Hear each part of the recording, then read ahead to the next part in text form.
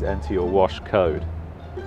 51 3 11. Checking. £4.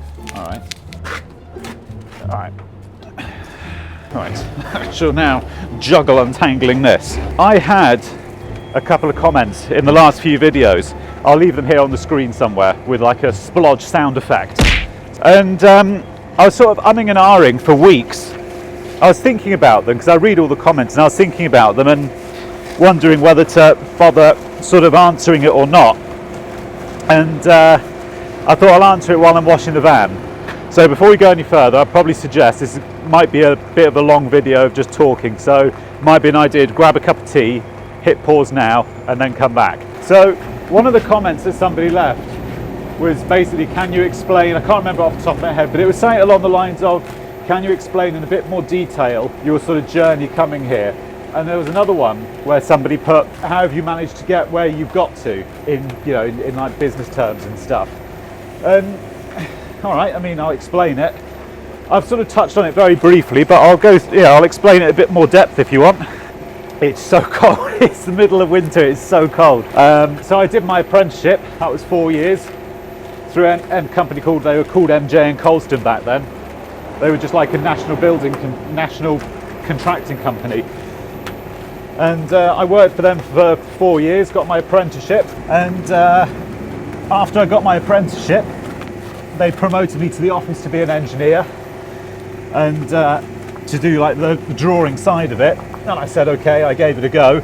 And I did it for 6 months. Basically thought it was a crock of shit. I didn't like it because I didn't like doing desk work. So I just one day decided to work for myself. I don't know why. It wasn't something I'd ever planned to do. It wasn't like a deliberate thing. It just sort of happened. So long story short, I handed in my notice. I got 2 weeks holiday pay, and that was it. I just set out working for myself, and there was no real plan to it. I mean, it just sort of happened. It wasn't like something I'd always dreamed of doing. And anyway, I started working for myself 3rd of March 2007. That was when I started. Fucking hoses. And yeah, I just started working for myself. And I mean, I've discussed this bit briefly already. Me and my ex, who I now call Driftwood, very affectionately, we went out, did a bit of leafleting one weekend, and that was it. We leafleted Saturday and Sunday, and Monday morning the phone rang. It was as simple as that. And literally, it was as simple as that. That was just how it was. I mean, it was a different climate back then. It's not the same now, because I don't think leafleting and stuff has that effect anymore. But that's how we did it. And anyway, the work started coming in. I was completely green, like I'd only just qualified. Well, I've been qualified for 6 months, but I'd sat behind a desk doing engineering for 6 months. So I hadn't actually had any real world practical experience, you know. So I went out in the world, made a truckload of mistakes working for myself, and I did that. That was 2007, beginning of 2007. And then I took somebody on, beginning of 2008, and the work was pouring in. All domestic work, like there was no commercial or industrial work, it was just domestic work. The work was pouring in, and then I took on somebody else. It was me and 2 others. Got a new van, all the usual stuff you would. But I was only 21, I mean I was young, I wasn't an old, you know, I was just doing this all on my own, you know. I was too proud to ask my mum and dad for advice or help or anything, which was a silly mistake, but there you go. And anyway, work was going really well until the end of 2008. I was fully booked up to Christmas 2008, and then the little thing called the recession hit us, and that was the end of that. Yeah, this little thing called the recession hit, and that was the end of that. It was literally like somebody turned off my phone, no word of a lie. It was just January 2009, my phone, it just stopped dead. Just not a phone call. And I dragged it. Basically, I let both the guys I had working with me go. I let them go, and I dragged it from January 2009 through till July, and I just couldn't drag it any further. Just wasn't enough work to keep going. So I bankrupted myself. In 3rd of July 2009, I bankrupted myself, and then obviously with that I lost my home. I had a mortgage and a house, and I never really told my folks never really told them the ins and outs of it. I just said that, you know, oh, it's not enough work and I'm giving the house up. I never really told them the full extent of it. I moved back in with my parents because I didn't have anywhere to stay. And yeah, that was all the way back then. That was 2009, 10 years ago now. I'm still paying for those mistakes now because I'm still renting. I haven't got a house anymore. I lost it.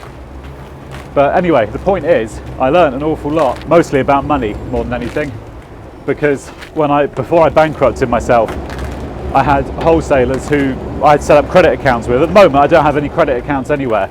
Everything I buy is just I just buy it through my business bank account. I don't have credit anywhere because I just don't want to have it. But I had credit facilities with all the usual suspects: Edmondson's, City Electrical, Wilts. I had accounts with all of them. Between January 2009 and when I bankrupted myself, that sort of 6-month period, all my credit accounts were all on stop because I just couldn't afford to pay them. I didn't have the cash. I owed City Electrical 3,000 quid. I owed Edmondson's 2,000 quid. Not massive amounts, but it was enough that it was, and of course you couldn't go into the wholesalers I couldn't go into the wholesaler because every time you walked in, the manager would come out chasing you for cash. So, I spent 6 months basically just ducking and diving under the electrical. When you walk into the wholesaler, you're just ducking and diving in the electrical aisle under all the switches and sockets just so the manager wouldn't see you, And I was just doing that for 6 months until eventually I bankrupted myself. Anyway, time passed. I picked myself back up again, got a bank account. All the year just started again, basically. And I picked myself back up and I carried on. And then I got a job working for, this is another silly mistake. And I say this because, the amount of people who, if you made a mistake, do you know what I mean? It doesn't matter. Fuck me, is that 12 minutes already? How long have you been recording for? 10:43. All right, this is going to be an expensive wash. All right, let's pause a minute. I've got to go and get more credit. 2 hours later. 76, 62, this is getting expensive. I don't have a driveway, so I can't just wash it with a bucket. All right. Okay, let's carry on. So yeah, moved in with my folks. I stayed there for about 2 years, getting myself together. And anyway, an opportunity came up. I started doing subcontract work for a company that installed garden offices. You people who've got more money than sense and they want to have a nice wooden structure in their back garden. It's like an office, but in your garden, but it's basically a posh shed. And I got a sort of quite a loose contract fitting them. And it was good work. It's, a day's work, £1,000 a pop. They were good money. And I did that for about 5 years. It got to the point that this company started getting into financial difficulty and they weren't paying my invoices. So I then did this thing of making a decision of what do you do? If you walk away from them and say, no, fuck you got to pay all your invoices, because they owed me 10, 15 grand. You end up, if you say that, they'll be like, oh, fuck you, we'll go and find somebody else, and then you'll never get that money, or you will, but it takes so much time. So I thought I'll keep working for them and just sort of hope that the position improves and I get my money. As it happens, I never got it. I went on the assumption that if I keep working for them and keep putting the invoices in, hopefully their financial position will improve and I'll get paid. And it didn't. They ended up liquidating themselves. They bankrupted themselves, and I lost. This was about 2.5 years ago. It was just under 30,000 quid through them. So yeah, I lost nearly 30,000 quid. 29.5, I think it was, somewhere around there, in invoices for work I'd done. Submitted the invoices and just not got paid. I was still living at my folks at that point, hoping that this money was going to come in, and this is only 2 years ago, and long ago. I got a letter from their solicitor saying it's a limited company, they've liquidated themselves. Basically you're not going to get a penny of it. So that was a setback. And I just had to make a decision because I was basically still living at my folks. And this was only, like say 2 years ago. And I just made a decision to move here. I had something it wasn't much, I had $5 grand in savings. That was it. I didn't have a lot. And that was it.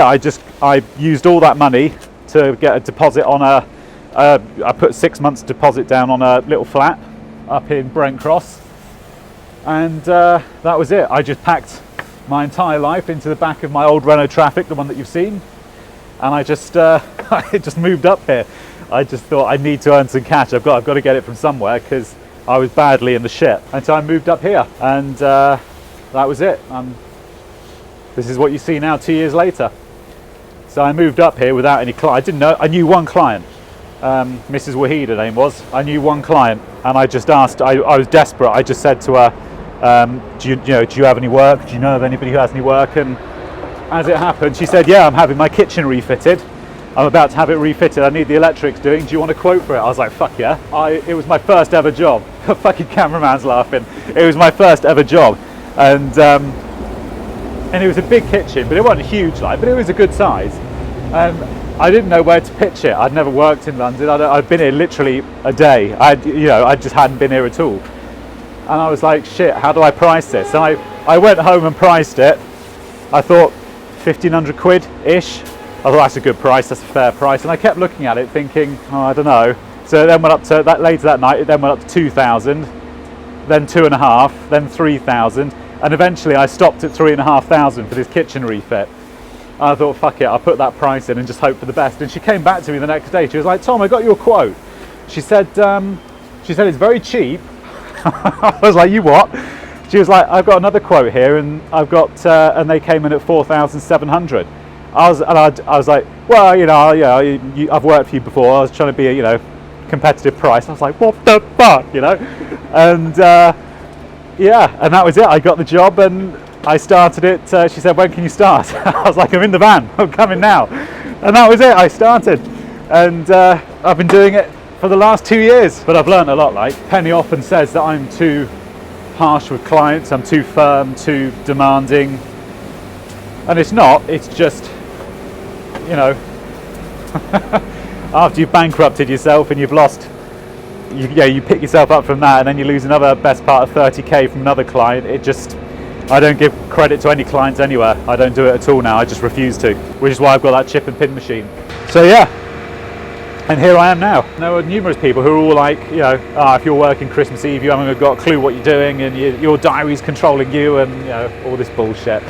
And it's not. It's just, I guess through fear of not wanting that to happen again, I suppose. But I'm a firm believer these things are good. It's character building. The van's finished, but I've got 80 pence credit left, so I want to use it up. I'll just put some more wax on. Wax on? Wax off. That'll do. That'll do, pig. That'll do. And then there are people waiting to use it getting antsy. Because some of my videos you see me finishing like 8 o'clock at night and shit. And you're like, oh, you haven't got a clue what you're doing if you're working that late. It's not. It just makes you do that. I can't. People who've been in that position, you'll know what I mean. It's just, I'd rather work every fucking Christmas Eve if it means I haven't got to do that again, Anyway, that's me done here, van finished. So yeah, that was it, just a little video just explaining, how I ended up here, But I'm a firm believer we all fuck up, we make mistakes, And it's not the mistakes you make, it's how you deal with those mistakes that I think is what matters. So anyway, I'm going to go to work. I'll see you next week. Thank you for watching.